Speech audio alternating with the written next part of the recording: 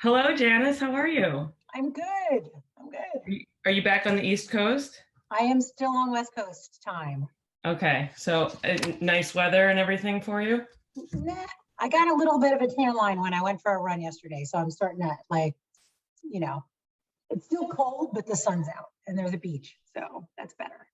That is better. You can be outside. Well, I guess we'll jump into it.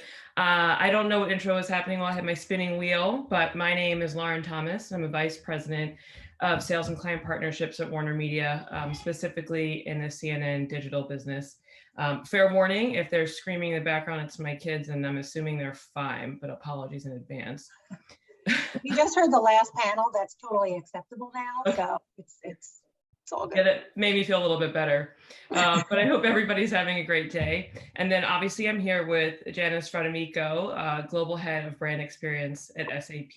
And we're going to sit down for a obviously important conversation about how brands can make DEI, diversity, equity, and inclusion part of their DNA. So hello, Janis. How are you? Hello, Lauren. Let's jump right in. Okay, I'm ready. Let's start with the beginning. How did you get into marketing? What brought you to SAP in your current role? Oh my gosh. So first of all, it's been great because my current role didn't even exist. It was sort of created by our now very former CMO, Alicia Tillman. She just left last month, in fact, but she had this challenge. The gauntlet was thrown by our former CEO, Bill McDermott, to try to say we want SAP to be one of the top 10 most valuable brands. And that's a daunting gauntlet to be thrown for a new CMO. But Alicia really excels in this space. And she was like, okay, I need somebody focused on reaching new audiences, not new buyers, but new audiences, and reaching them with messaging in a way that's appropriate for these folks to understand who SAP is on that level. And our purpose, our commitment to making the world run better is a great kind of structure on which to build a story and tell who we are to a broader audience at the level that they need it. And it's been a big part of my strategy in this role, leading this team in terms of driving our brand value. And luckily we have ascended every year in terms of brand value on multiple different scales. But we've really used purpose as a basis for that story in order to reach folks. And I tell this story, it was an epiphany I had when my daughter was about 13. I had just taken this job, and they were doing an interview on Facebook Live with Alicia. And Alicia was telling the story about how SAP is creating technology that it's drone technology that alerts elephants to poachers in the area, so that the elephant literally can turn around and avoid being poached. And she's telling that story to the interviewer on Good Morning America. And Jolie in the background, who's 12 years old, goes, "Oh my God, Mommy, that's so cool." And I was like, ding, that's the way you reach people. She doesn't have to know what the technology is and how it is. The folks who are the buyers, right? The CIOs and the CHROs need to get that. But the broader audience just needs to get our technology is helping save elephants' lives. And that's a good thing. And that's a good thing for the elephants and for the world, and also for our company and our brand. That's great. I mean, it makes a ton of sense making that personal connection, regardless of what your product is promoting. Yeah. So this is obviously a really pivotal and challenging time this week in particular, right? There's a lot going on. Since we spoke, we didn't prep for this. Yeah, exactly. A lot of violent attacks against Asian Americans and Pacific Islanders, and it's horrible to witness. It's a horrible event, multiple events that should not be part of anybody's story, right? And at WarnerMedia, we remain in solidarity with the AAPI community. And I know that you guys are the same based on some other stuff we talked about. What's the conversation been like internally or with your external partners this week? We're a little bit ahead of it. We have a really fantastic Chief Diversity Officer, Judith Williams, who was ahead of this curve and really thought, we're seeing these attacks on Asian Americans go up, and we need to address it.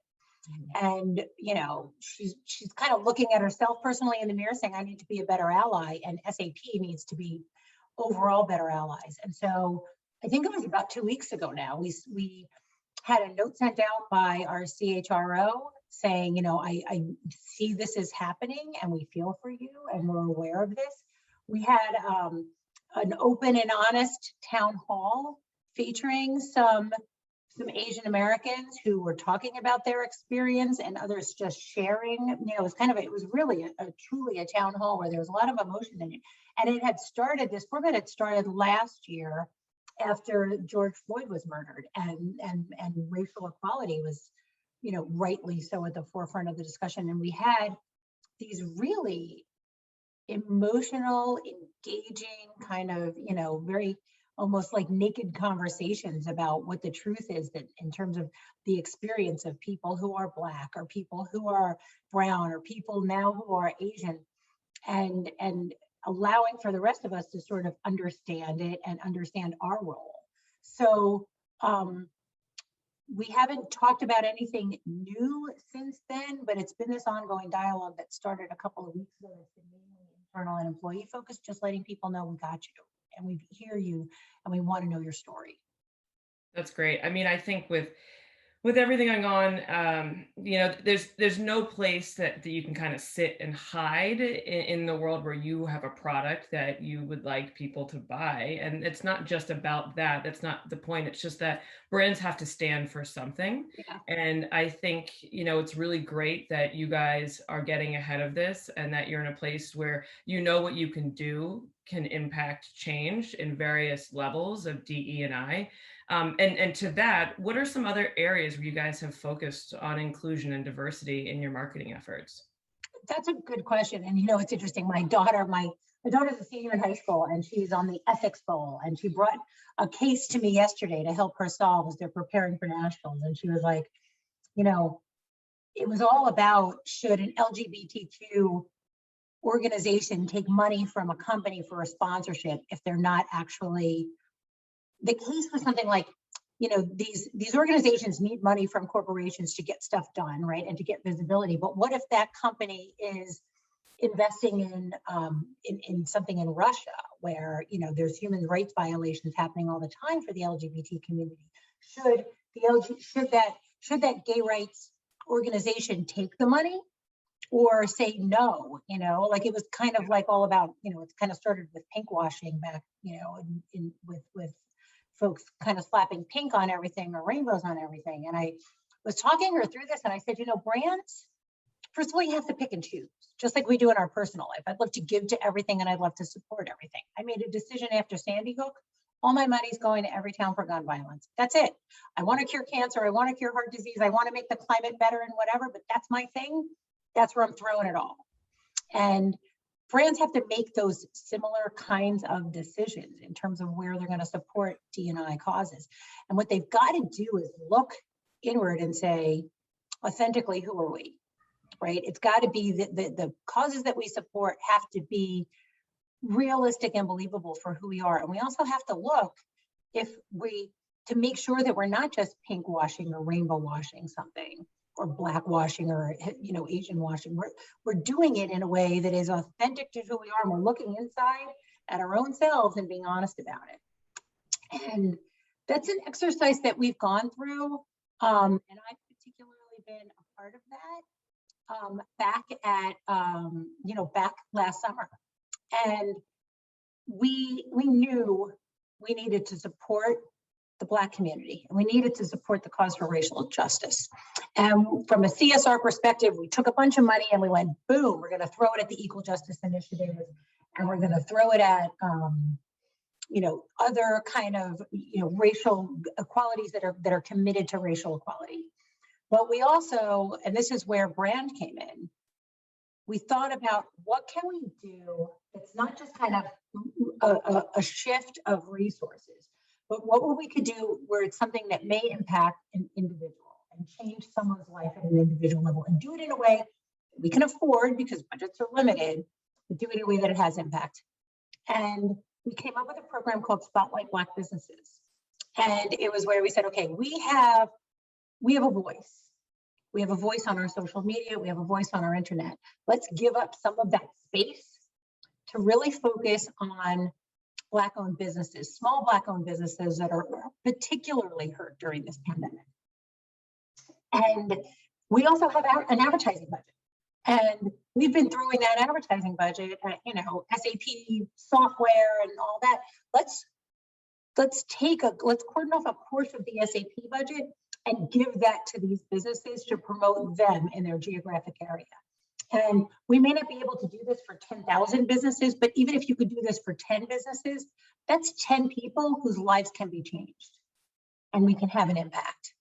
And that's what we did. And the way we generated the businesses was we went out to our employees and we said, we're committed to change, and we're committed to doing something right here.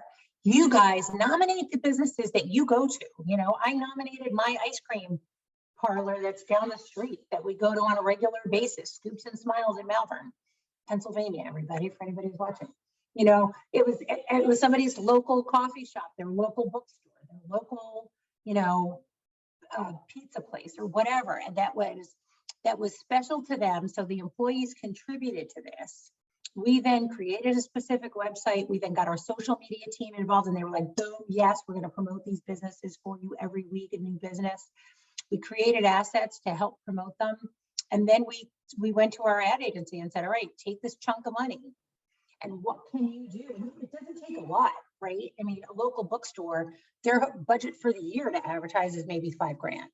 And if we could do geo-specific advertising for these companies on their behalf, first of all, we get the halo effect. And let's we want to build our brand, right? But we want to do it in an authentic way. So this was advertising that was, kind of in a little way sponsored by SAP, but focused on source booksellers in Detroit and Scoops and Smiles in Malvern or Boom Boona Coffee in, out in Seattle.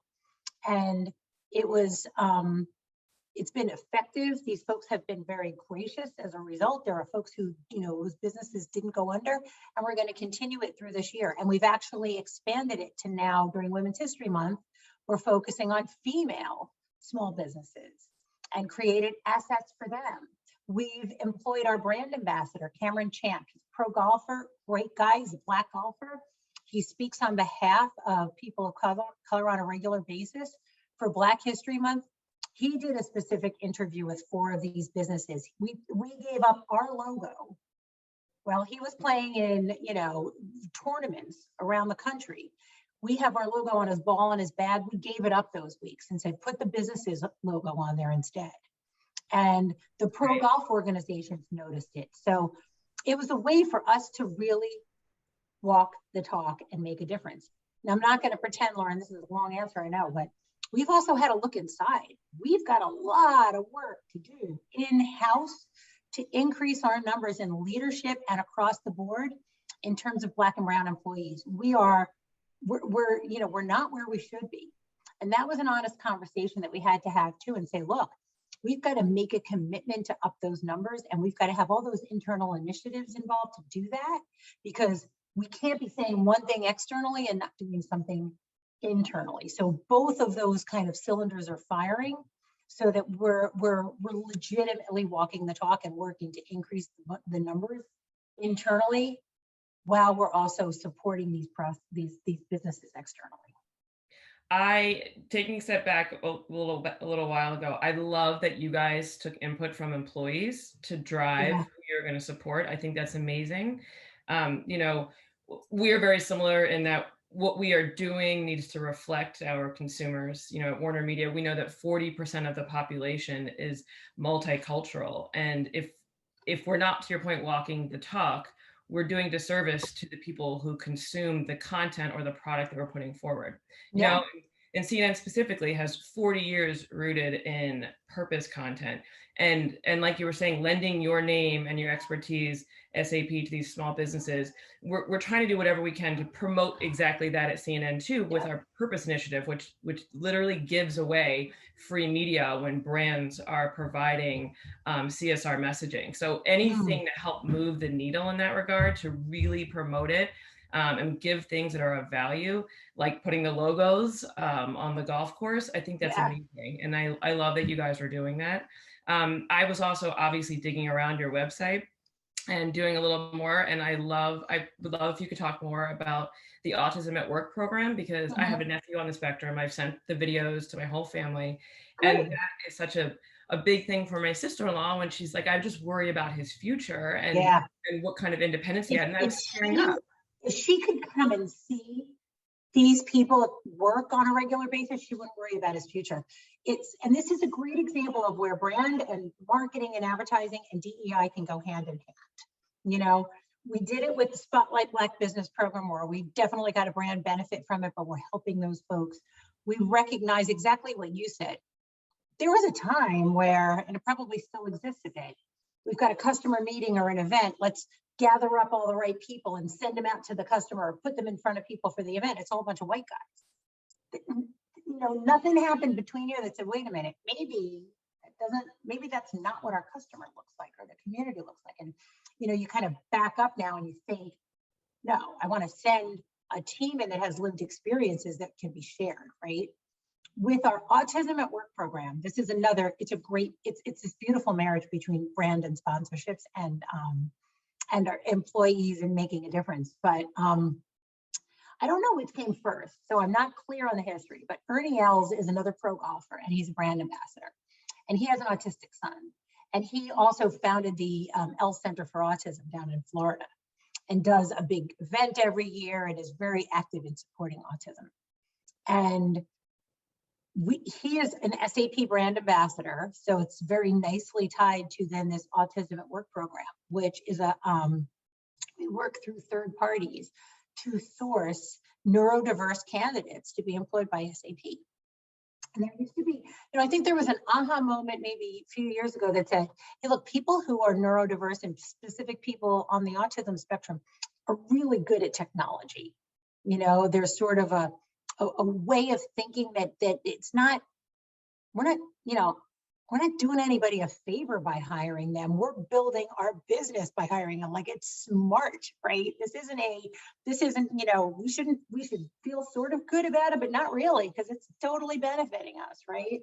And now we're also understanding, as we learn more about neurodiversity, that folks who think differently and are somewhere on the spectrum bring a level of innovation and creative thinking and a new way of looking at things that drives value across the business, not just in technology and programming, but in HR, in marketing, in like wherever you are.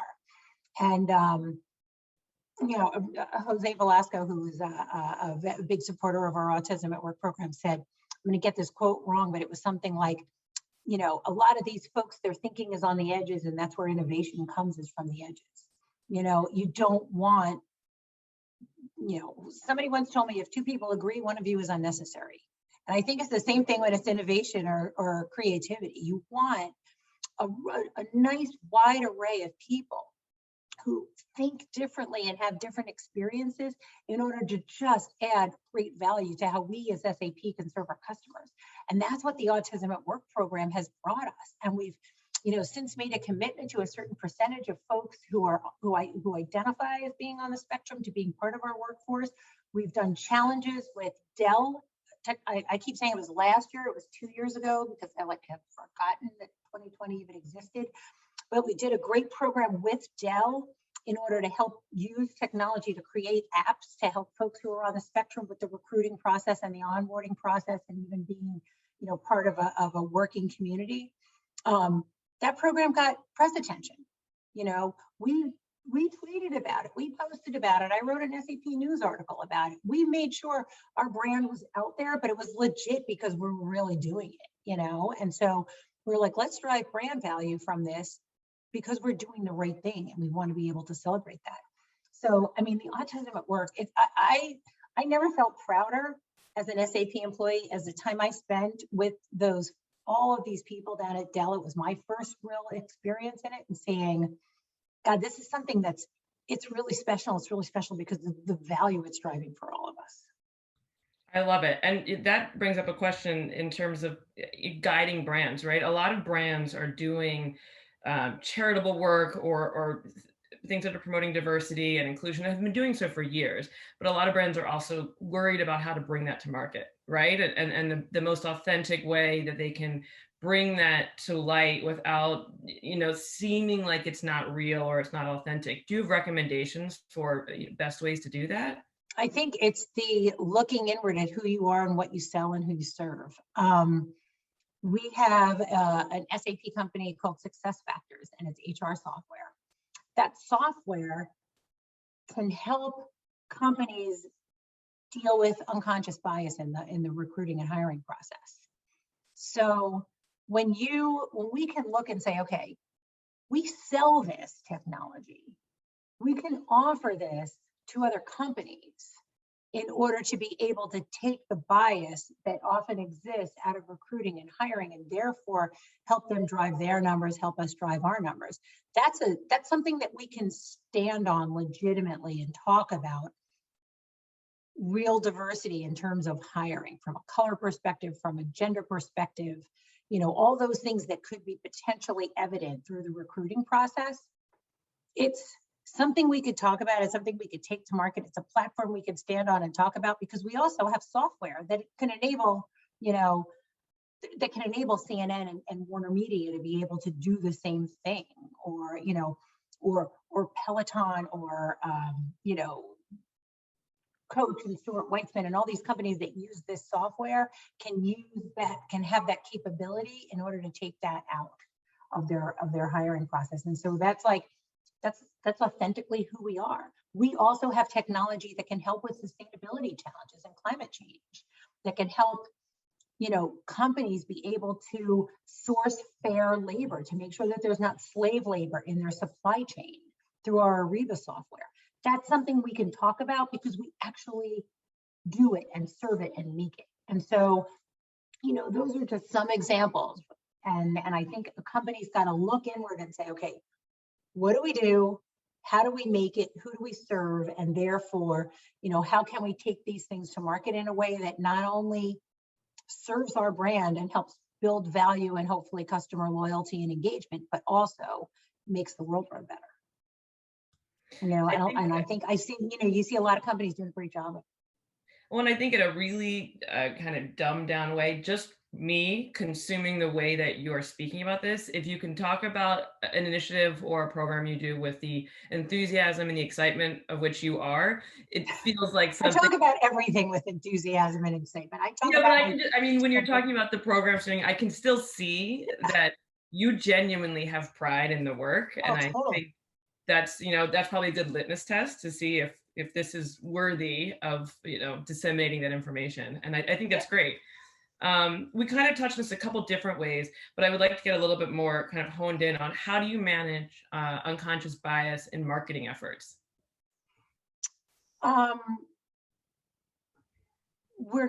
It's an iterative process, I think.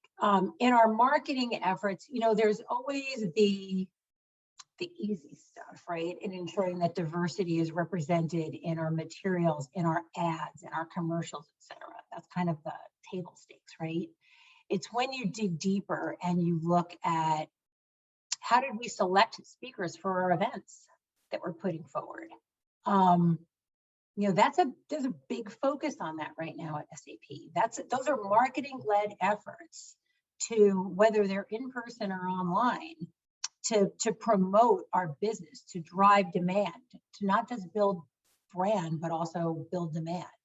And, there's a different process that I think has been happening over time for us to look and say, we've got to value not just a person's expertise and their job and how long they've been with the company, because that may bring us a bunch of white guys. We've got to also say, well, wait, there's a value in a lived experience and in a different point of view that might not show up on someone's resume that also needs to be considered. This is not, it's a little bit, it's not objective, it's a little bit subjective, right? There's some art and science to how we present ourselves through our marketing efforts. And we have to take this, we have to dial down the science a little bit and up the art a bit and say, okay, Lauren Thomas is a female with a different lived experience and a different point of view, that while she may not have as many years as Larry Thomas, we should bring Lauren in because her point of view is going to add value and her experiences may add value that maybe wouldn't have shown up on paper. And so it's that marriage of art and science. We also, and I really am proud of this, our employees call us out. And I hope that a lot of companies have that same kind of culture where there is no fear in calling bullshit when it happens, right? I looked at the speakers and and they've called us out and it's been addressed. And our CEO has been very open and honest in terms of the process that he's going through in the learning process and how important it is in terms of how we show our face to the world through our marketing activities. So it's that combination of adding a bit more art to the science in terms of how we present ourselves from a marketing perspective, and also relying on our customers, relying on our employees to raise their hand and call it out. It's like, it's everybody's job. It's not just Christian Klein's job or our chief marketing officer, Julia White's job, or Judith Williams, our chief diversity officer. It's everybody's job to make sure that we're presenting ourselves as a diverse and inclusive brand. And I think that is really taken hold right now at SAP, and we don't have any shrinking violets who are willing to step up and not just be part of the problem, but part of the solution. And that's been the kind of beauty of what I've seen happen in the last few years. So I agree. And I think that what's been, more and more people are finding their voice and feeling empowered to speak up. And I think that's wonderful.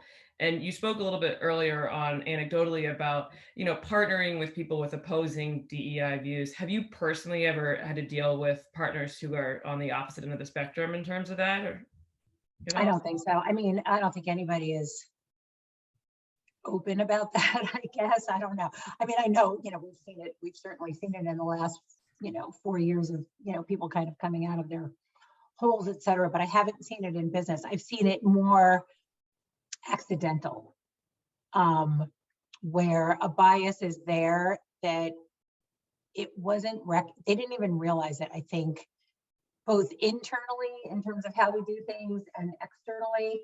It's never with ill intent. It's often accidental. And I do think the one thing that I just believe in my heart of hearts is that everybody is teachable and that everybody's kind of on this learning journey, including me, right? I mean, I screw up all the time. So it's acknowledging that it's a journey and that it's now within reason, seeing those little areas where, I didn't even realize that. We did something the other day. This was a bang my head against the wall moment. We were promoting the Spotlight Black Business program. I think it was, or no, it was the Women's History Month program that was focused on small Black owned businesses by females. So female owned small owned businesses, small businesses. I never know the right way to say it. Black female small business owners. And Julia White is our chief marketing officer. She is a white woman. And she did a video kind of introing this. And that was the thumbnail we put in our social media. It was Julia White. Literally, her last name is White. That was the thumbnail saying, Spotlight Black Business, highlighting these female owners. Nobody even realized it. It came up the other day, and I was like, oh my God, how did I let that happen? Right? I mean, I think we were all excited. Julia just came to SAP. She's, we're so excited to have her here. She's a rock star. And we were so excited that on her first day, she was willing to make this video for her. We made her the thumbnail without even really getting out of our own head and being like, that's the thumbnail picture, is a white woman named White talking about Black business owners. So it's a process, right? And we fall, and then we're like, all right, we got to, let's dial it back and realize what's the goal here. That's hilarious. But it was pretty funny. Yeah, I might get fired for that, but it was. So in the beginning, you said that a conversation with your then 12 or 13-year-old daughter was also an aha moment, right? Of how brands need to face forward. Do you ever use your kids still to kind of test? So the last call that I was on, we're talking about how we want to build a series of stories for our 50th anniversary, which is next year. And I said to everybody on that call, find your focus group. Okay. It's one thing when we're like, I'm going to meet with the CIO of XYZ company, and I got to talk to him about, the technology stuff. It's a different thing when you're going out there with a brand message, and the right thing to do is find your focus group. And my kids and my mom are my focus groups. I'm like, do you guys get it? Are you guys entertained? Are you, are you interested? And if not, I got to start again. I mean, I feel like with your daughter's ages and where they are, it's probably like perfect timing to really get teenagers don't have a problem telling their parents right. they're doing wrong, so it works. I highly recommend a teenage girl for anybody's focus group. Does this make me look fat? Do you get that? Like, no matter what, yes,